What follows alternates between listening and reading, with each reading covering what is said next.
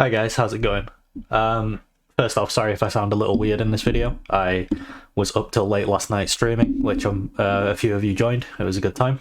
Feel free to drop by again. I'll be streaming most days for Worlds coverage, live viewing the games. But yeah, I was up till very late because of all the game delays. I then got up again today, and after work I was streaming again for the games that I didn't get to. Didn't cover the last 3 games because it got to 4 AM before that happened. I then decided to get a migraine, which was fun, so I took some painkillers, sat in the dark and recovered from that, and I'm now recording this video, and then pretty much as soon as I finish recording and uploading this, the next set of Worlds games will start, so I'll be streaming again. So this is going to be my first daily recap of Worlds, so this is for Play-ins Day 1. So what I want to go over in these videos are best and worst drafts of the day, which teams tend to be winning draft, which teams tend to be losing draft. I'm going to do best and worst itemization of the day as well, and also just general like meta reads and like how things are developing through the tournament. So for day 1, as I've got on my screen right now, I've got the game of Chiefs versus Fnatic, and I think this was the worst draft of I think this was the worst draft of the day by Chiefs. So let me go over what the problems with it are. First off, this Victor pick that Fnatic pick here, Chiefs just draft themselves into it even after they see it, and it completely takes over the game. There's no way they can interact with him. I'll explain why that is. So they pick Victor here, right? And they've already picked Graves, Braum, and Trist. Now these are all, like, Trist gains range over the game, but she's not nowhere near as long range as Victor. But these two champions, Braum and Graves, they can't approach Victor. Okay? So he's going to be doing tons of damage in the team fights, and no one gets to interact with him. And then after the Victor pick, they then pick Swain into it, which is a self-counter, and he also can't approach Victor. He has no tools to go forwards. And then they pick Gwen, who has the same issue. She can't go forwards into the Victor. And as you saw, if you watched the game, if you saw my stream, I was talking about it the whole time. If you watched the game, if you watch it back, you'll notice Victor is untouchable in this game. Which is why that I say range is a great answer to like kite back comps, because all these champions are really good at kiting back. If you have to run into Gwen, if you have to run into Swain, if you have to run into Braum, Graves, they're really strong. But when they need to run at you, like they need to run at this Victor, they need to kill him. And also they've got to run through a Maokai. It's just not doable. So the Victor honestly just solo carried the game, and it was so easy for Chiefs to not draft themselves into it. And they did anyway. Like, it's just such a huge blunder and just lost the game on its own. Outside of that, the Braum blind pick, or not blind pick, but the Braum into the Kalista Nort is like, it's not terrible. But the Tristana I don't really understand. No one's playing Ashe or Renata for some reason, but I think that's like the absolute best lane you can play into a Kalista lane. I don't understand why they didn't pick Ashe Renata here. They both like fit really well with Graves. Another thing they could do is they could actually put their Tristana mid into the Victor to slow him down in the game. That way they have a counter pick in mid rather than being countered with Victor beating Swain in the mid lane. They then put like Graves into top lane, and they have double AD solo lanes, and they can then draft a strong AP jungler like Fiddlesticks, Karthus, you know, these champions that I personally think are really good. Yeah, and then obviously on 5 they pick another champion that can't reach Victor, which is just a terrible idea. But I think by this B5 pick, it's already so doomed that there's nothing that really saves it. So this is what I would consider the worst draft of the day. The best draft of the day, I think, came from Saigon Buffalo. So Hecarim gets through the draft, they immediately pick it up. Then they notice that another priority pick gets through R1, R2 in Misfortune, and they immediately pick that up as well. And these two champions synergize with each other so well. And then they pick Zac. Now what they've got going on here is they've got Misfortune, and they've got a double flex with Zac Hecarim, because Hecarim can play top jungle, Zac can play top jungle mid. People are saying he could play support. I'm not sure, I haven't seen it, but I know he can play top jungle mid. Okay? All 3 of the champions fit the same theme. This like 3 champion package here is amazing. And these champions, like Istanbul then pick Kai'Sa, which is really bad into the Misfortune lane. And yeah, they're just going to struggle. They pick the Trundle on 4. And then they go for Leona Gwen. Now, this comp is extremely thematic. It's very clear what it wants to do. It's very good at doing what it wants to do. But also, if you look at the champs that Istanbul have, they've won draft so hard, Buffalo have. So let's go over why they've won draft, okay? They've got a hard-winning bot lane matchup with Misfortune Leona into Kai'Sa Alistar. They're smashing the lane. They've got a fairly neutral mid matchup with Zac into Sylas. Like, they kind of just hit each other and heal off each other. No one really dies.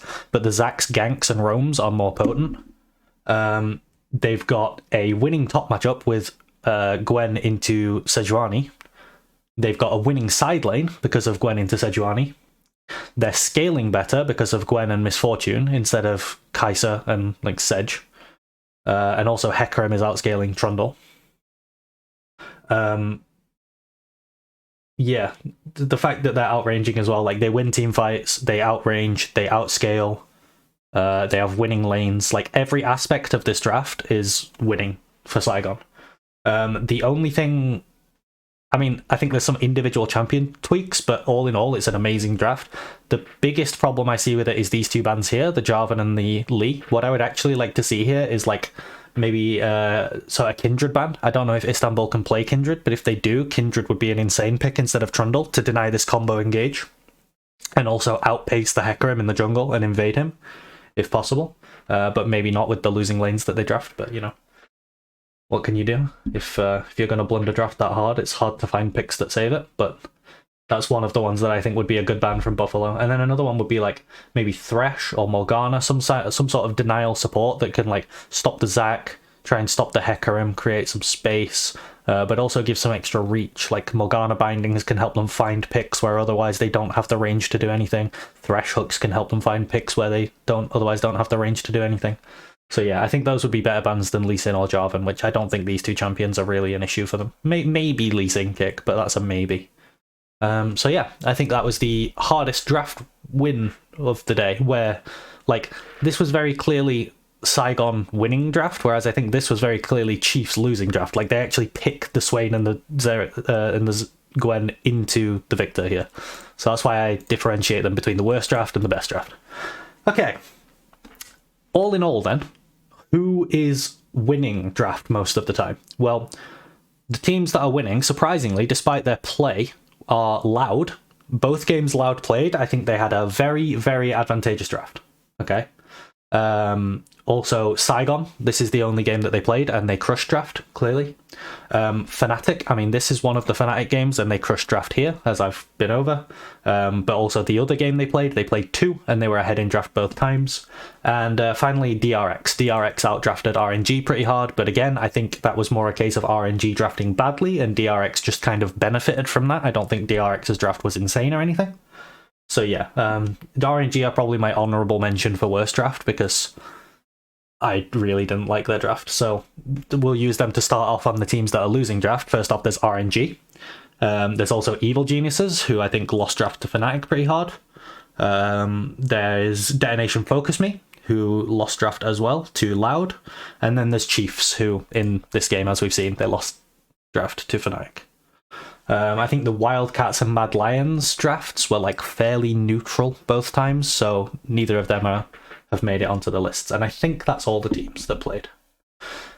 Okay, on to itemization. Worst itemization, straight out the get-go, is this disgusting abomination, abhorrent creature of a Hecarim build. What the fuck am I looking at? He rushed Chempunk Chainsword, right, in this game. No, sorry, which game? Oh, I didn't finish the draft. I'm sorry. Okay, basically, what I want to say is that the only healing on the enemy team was a Fiora in this match, right? So he rushed Chempunk Chainsword into Frozen Heart.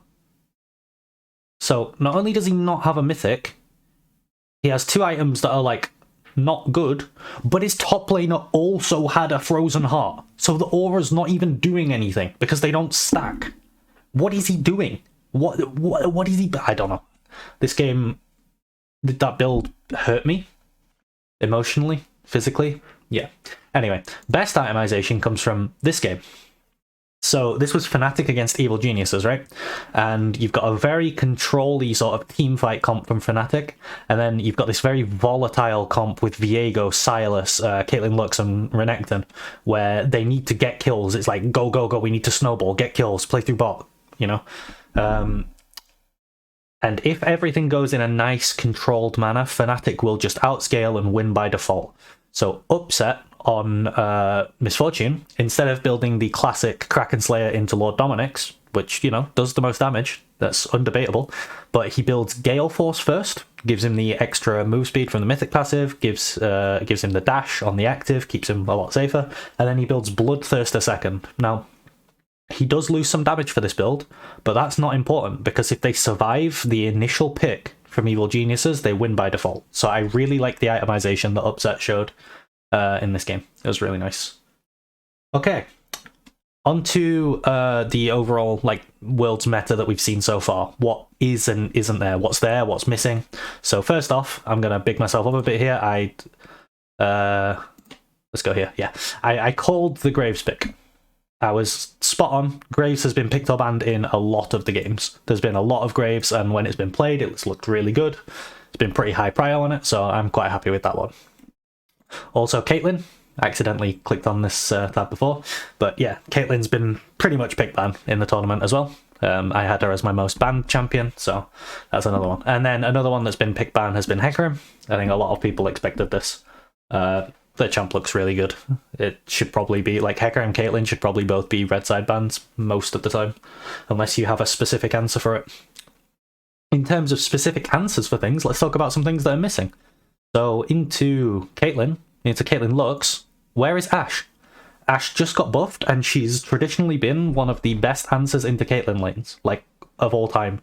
And I think Ashe is really good right now, especially with people starting to play junglers that benefit from things like Ashe arrows and slows and the utility that she brings.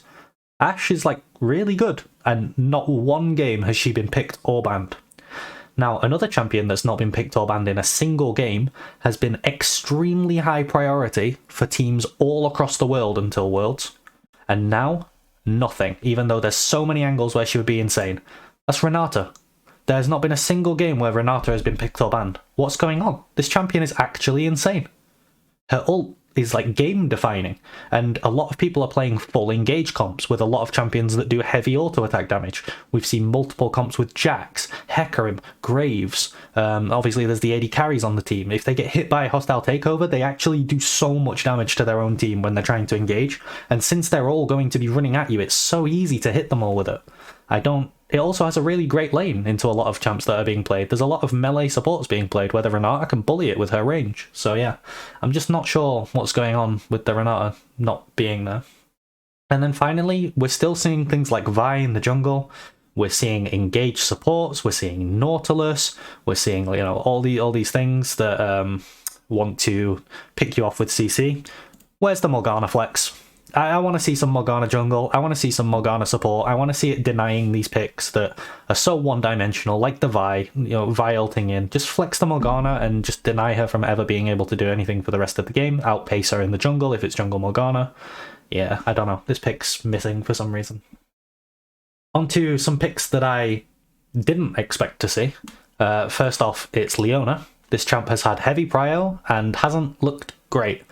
The only time I really understand why it's being picked is alongside MF, but then a lot of the time Amumu's been open anyway, and I think he's just a better version of her.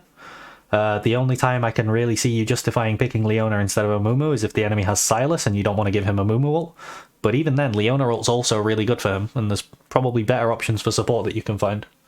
And in the same vein, there's also the Alistar. I don't know why we're seeing so much Alistar all of a sudden. This champion is not good. It loses every lane by default in a meta where having bot lane prio is really good because the dragons are insanely strong. And then finally, something that I somewhat expected to see, but we've been seeing it more than I thought, and it's looked better than I thought, is Maokai. The Maokai flex has actually looked pretty good, and it's looked good in both top and jungle. So yeah, Maokai's been surprisingly good. So that wraps everything up for day one of Worlds. I'll hopefully be making another video like this tomorrow after tonight's games, and we'll see what changes if the same teams continue to draft well, if the same teams continue to draft badly. I think it'll be interesting to draw comparisons between day one and day two. So thanks for watching, and look forward to seeing you in the stream if you join, and if not, then see you in the next video. Thanks for watching. Bye.